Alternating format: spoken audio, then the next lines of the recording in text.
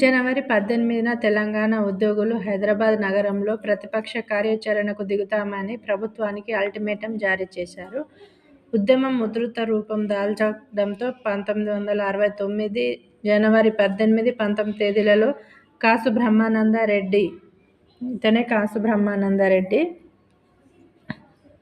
బ్రహ్మానందరెడ్డి ప్రభుత్వం అన్ని రాజకీయ పక్షాల నాయకుల సమావేశాన్ని ఏర్పాటు చేసింది.